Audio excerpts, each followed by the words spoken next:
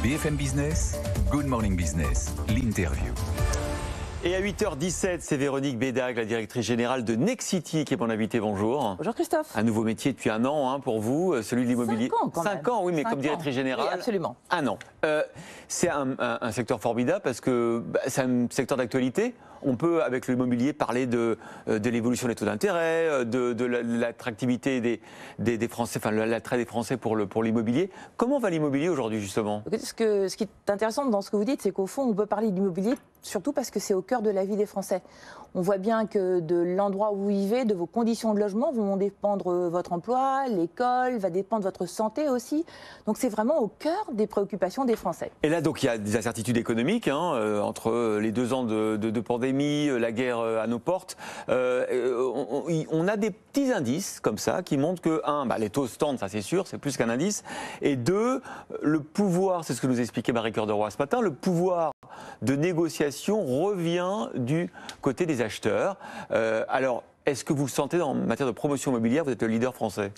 Écoutez, moi je pense que c'est un secteur au fond qui a montré une grande résilience. On a passé la crise du Covid, on a passé les effets sur les chaînes logistiques, on a la guerre en Ukraine. Et aujourd'hui, nous on continue à avoir une très forte demande. Je vous rappelle que les besoins derrière la demande qui nous est adressée est énorme. Il y a 4 millions de Français mal logés, il y a des gens qui vivent dans des passoires thermiques, il y a 2 millions de Français qui demandent un logement social. On nous dit qu'on va encore avoir 2 millions de Français dans les 20 années qui viennent. Donc il y a une forte pression sur le besoin de logement.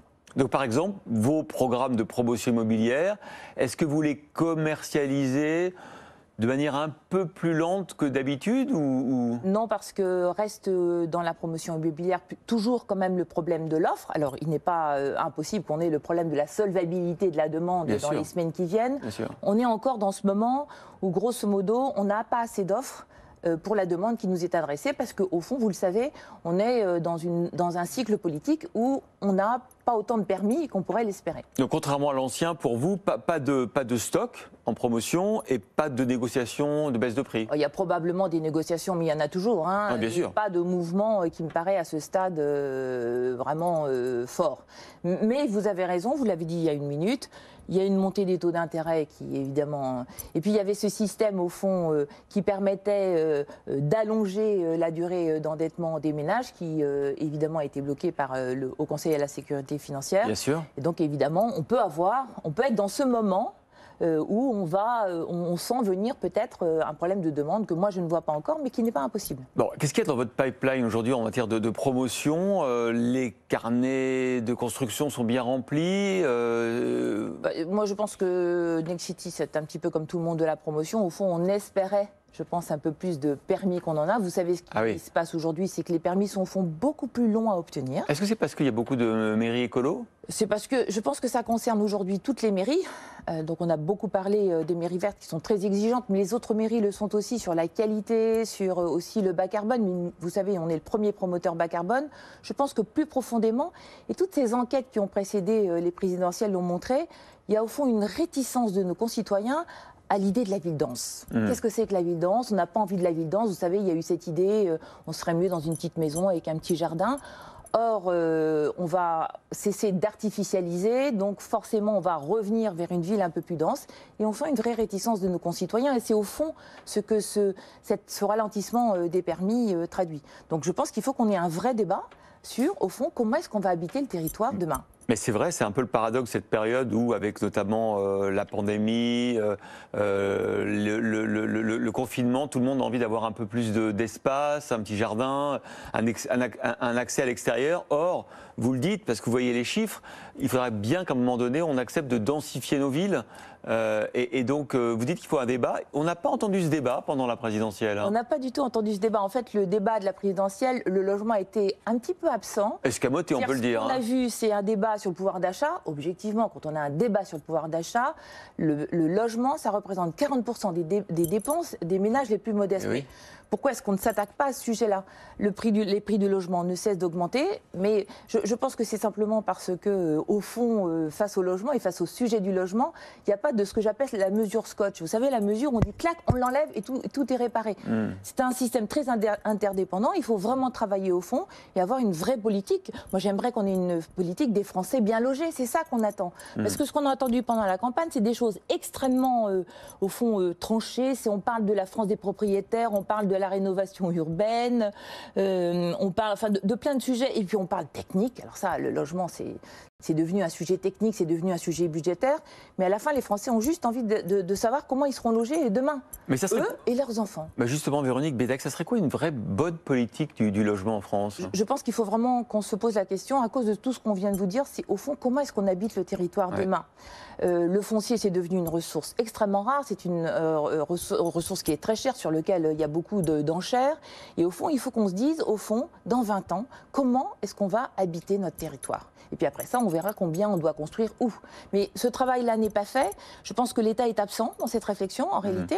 Les maires font ce qu'ils peuvent, mais ils ne peuvent pas, à eux seuls, résoudre le problème du logement sur tout le territoire. L'autre grand défi, bien sûr, c'est celui de la décarbonation de votre industrie, à la fois dans les matériaux de construction, et puis ensuite dans la mise aux normes des logements par rapport, effectivement, à l'absolue nécessité de faire des économies d'énergie. Comment vous vous positionnez en matière de construction, en matière de rénovation aussi? Nous, on est depuis longtemps très investis dans ces sujets-là. Nous, on a pris cette fameuse norme dont vous avez dû entendre parler sur le logement neuf, la fameuse RE 2020. Ouais. Nous, on l'a utilisée au fond comme une opportunité. Donc, on pousse en matière de neuf ces sujets-là le plus loin possible. Hein. À Lyon, par exemple, on va tenter de construire un immeuble de logement sans climatisation et sans chauffage. Ah oui? On fait comment avec les matériaux? C'est un mix, au fond, de construction traditionnelle et du meilleur de ce que le digital peut donner aujourd'hui.